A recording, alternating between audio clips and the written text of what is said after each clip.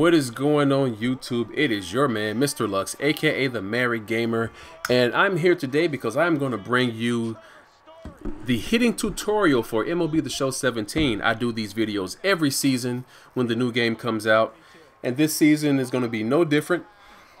So what we're going to do today, we're going to learn how to hit. I often get a lot of questions in my videos and people asking me, you know, they have trouble hitting, they're always striking out, or excuse me, they don't hit a lot of home runs.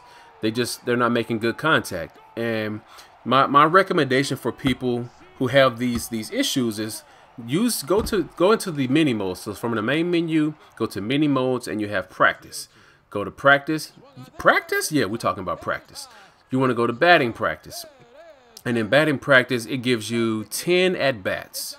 And, you know, you get, you know, it counts all the balls and strikes. It treats it just like an actual at-bat. And after 10 outs, then, you know, the practice mode is complete.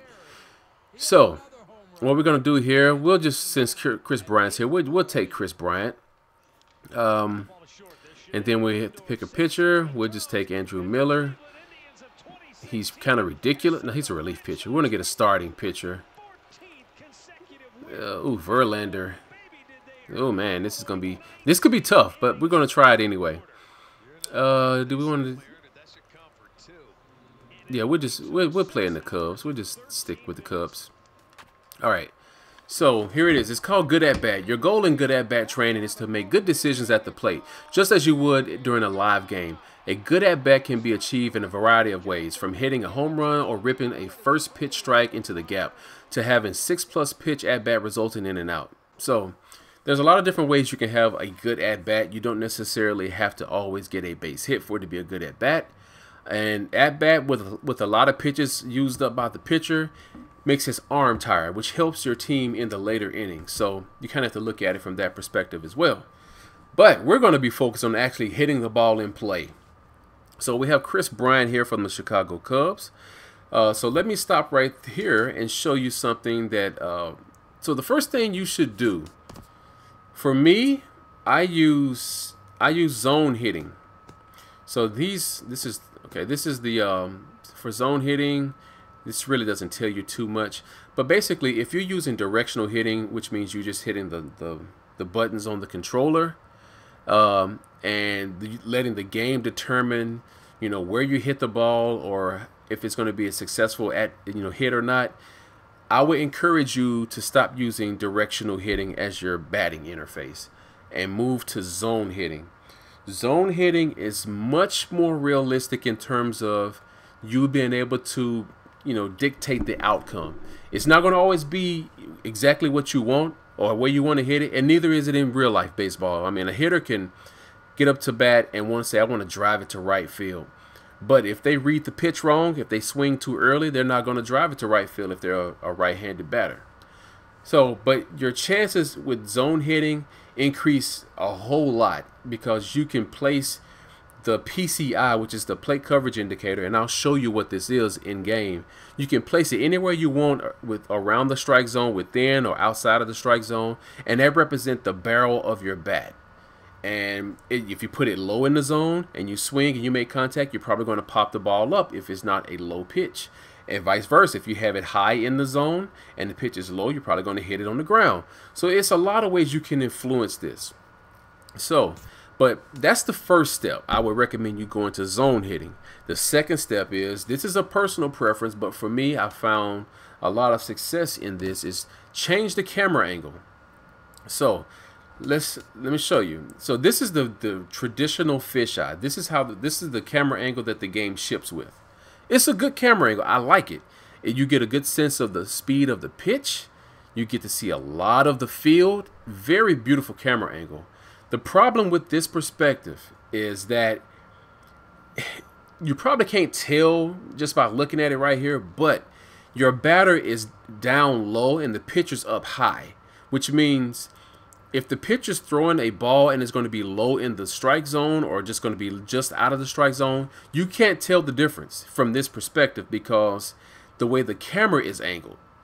So what I did was I made this camera angle, which you may not think it looks like much. It may not be a change, but you can tell in the pitch, like when the pitcher throws the ball, you can tell when it drops down and it breaks. You can tell if it's going to be in the strike zone or out of the strike zone. So that's really my main thing is, get a camera angle that works for you. Another one that works good that you don't have to do much to. There's a catcher one. This is catcher high is good, but I like something to look closer. The Show 15 is a good one. But yeah, I like to make my own custom one. I find a camera angle that I like and then I just tweak it. So this is the one that I use. So those are the two critical things before you do anything. So let's get started here. That's right. Now remember, you don't have to. The thing that gets a lot of people in this game, they feel like they have to swing at every pitch. You don't. And see, I'm playing against Verlander, so he's going to be painting corners. He's going to be pitching very, very good. So if you hold R2, you can get a recap of what pitch was thrown and the location where it landed when it crossed the strike zone, when it crossed the plate. So he's thrown 2 four-seam fastballs, one low and away, one just in the middle of the strike zone, but on the inside. So he can throw this anywhere, and I'm in a bad position right now as a hitter in the 0-2 count. So you have 3 different swing types in the game. You have the square button, which is a power swing, which makes your margin of error a lot greater because it reduces your PCI. You have the X button, which is the normal swing, which is a combination between power swing and contact swing. And contact swing is the circle button. It makes your PCI much larger so you can kind of foul off some of those pitches that you probably would have missed otherwise. So in an 0-2 count, I would recommend that you use the contact swing because this is the PCI. This yellow thing, this is PCI. So you make contact, and you're not going to get a base hit every at bat. Some of the best hitters in baseball only average 3 hits out of every 10 at bats. And if you remember that, then you'll kind of get a better perspective of if you're not getting a hit every at bat. You're not supposed to. It's not the law of averages of how baseball is played. There we go. Good pitch and a good hit. So, let's see, can I go back and there's no replay mode in there. Okay. So let's see how he pitches me now. I waited too late to swing on that one. Also, just like in real life baseball, watch the pitcher's arm. Watch the ball come out of his arm and follow it. Follow it, just as it comes to you. It'll help you read the pitch a lot better. So he's pitched me very, very low out of the strike zone. He threw a 12-6 curve and he threw a 4-seam in. So, and this is one thing you have to watch for. Pitchers, they always try to change the eye level of the batter. So in this at bat, since I'm 0-2, it's very tough again. He's probably going to throw me something way out of the strike zone again, but he may try to throw it in a spot that I haven't seen yet. So I'm going to try to go like over here a little bit, shorten my swing. But no, he threw it up. And I popped it up because why? My PCI was low. If my PCI was up here, I probably would have hit it level or hit it on the ground. Good pitch. Struck me out. I mean, there's nothing wrong with that. Nothing wrong with that. I mean, when you're giving a tutorial, sometimes talking, you're not as focused because you want to explain what's going on. All right, so let's do this here. I reached for that one. Yeah, I shouldn't have swung at that because it was on the outside. It was a strike, but my PCI was down low, and you see the pitch, it was like up here.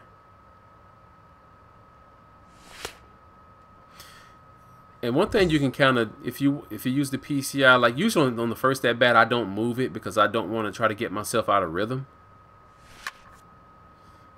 But that right there, he threw it right down the middle of the strike zone, and of course Chris Bryant made him pay very dearly for that. So we're gonna try to, let's see if he's gonna throw something low. So it's low and inside. I'm gonna keep my PCI in the middle. 0-2. So I mean 2-0. So this is a good count for us. And this is usually where you can start getting some of those home runs, because these pitchers, when they get behind, they want to throw a strike. See, look at that. Perfect example. When they get behind in the count, and this is what patience at the plate will get you. If you're patient at the plate and let the pitcher back themselves in the hole, look at my timing over there on the left-hand side of the screen. If they get on a 2-0 count, most of the time they're going to throw something very hittable. And if your timing is good, then you can make good contact. As you see, I've gotten 2 home runs back-to-back with Kris Bryant off of Justin Verlander. So the first pitch he threw was a four-seamer way outside. So he knows I'm not going to bite on that. So he may come low. He did come low, but I was patient because I could see it tailing out on the back end, which was on the outside part of the plate. Another 2-0 count. Let's see what he does. I could have killed that pitch. I could have killed it, but you see how they pitch. He threw 2 balls. He got behind in the count. He wanted to get back in there, so he threw something right down the middle. See, he may come low inside because he hasn't went there yet. Ooh, that was a good slider. That was a good pitch. When you get to these good elite pitchers like Verlander, I mean, they're not going to be as predictable as a lot of the traditional pitchers are. But there we go. Look at that. Look at that. Look at those ball physics. You see that? You see how the wind and the velocity and the trajectory of the ball made it tail out between right center. So Kris Bryant is in there with a double. So now let's see what we do now. We have a runner on first. That was a good pitch. It's good that we laid off of that because we probably wouldn't have got a good hit on that one. Let's go over this. Move our PCI over to the right a little bit. Oh, good circle change. That was good. That was good. 0-2 count. Well, okay, we got an 0-2 count. He can go anywhere with this.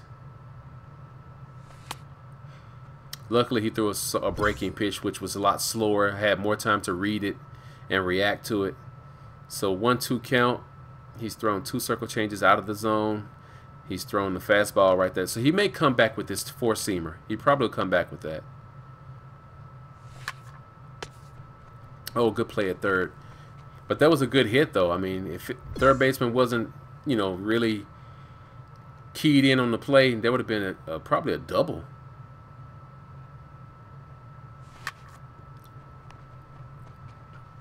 Oh, look at that play by Short. That's a good play. Probably shouldn't have swung at that one. But, so, we're finished with the hitting tutorial right here in our batting practice. And I finished with a gold. Just because of all the things I talked about in here, what I was doing and what I was thinking about. There was a couple at bats I probably should have, you know, had better outcome if I'd been focusing a little bit better.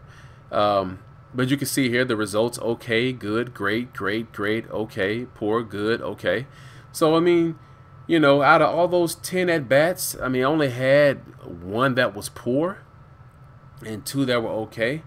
So, you know, using some of the methods that I was kind of going through in this tutorial can help you hit a little bit better. But I do recommend going to the practice mode and just keep doing it over and over and over. You know, pick your best hitter or pick your best player that you want, and pick a pitcher that's not as good as Verlander. Don't pick one of those pitchers. Pick somebody who's at, you know, average or just below average, just so you can kind of, you know, be able to read pitches, and, you know, because they won't be as tricky as pitchers like Verlander was. And that'll help you become a good hitter. And just repetition. Just keep practicing. Keep practicing. Another thing is, and I always tell people this, don't be ashamed to put it down on rookie. Don't be ashamed to put it down on veteran. Don't be ashamed of that. Don't be ashamed to put it on dynamic difficulty, where it starts you out on rookie and it'll kind of gradually progress and find that sweet spot of where your comfort level is. Because at the end of the day, you want to play a game that's fun for you and not for anybody else. So don't be ashamed of that. So let's review. First thing is, I recommend you go to ZoneHitting for your hitting interface. Do not use directional hitting or the stride and all that stuff. ZoneHitting, that's the first thing with the PCI. Second thing is, make sure you find a good camera angle that works for you. For me, I kind of use a modification of the fisheye. I use a custom camera angle where I lower the camera angle a little bit so I can get a better read on pitches low in the zone. And then third is, don't feel like you have to swing at every pitch. A lot of times these pitchers will throw you a decent pitch on the first one, but don't feel like you have to swing at it just because. Because remember, when you're playing a game, it's not a sprint, it's a marathon. You got 9 innings here. Or if it's with the starter, you may have 6 to 7 innings with that starter. You want them to throw as many pitches as possible so that they can get their arm tired. Their pitches will be flat. They won't have any break. They won't have any velocity like they did at the start of the game. And you'll be able to get better hits off of them. So I hope this helped you guys. If not, if you still have some more questions, put them down below in the comments. I'll be reading them and I'll be answering as you guys put them there. I'm Mr. Lux, aka the Married Gamer. Let me know if you want me to do a pitching tutorial next. And I'll talk to you guys on my next video. I'm out. Peace.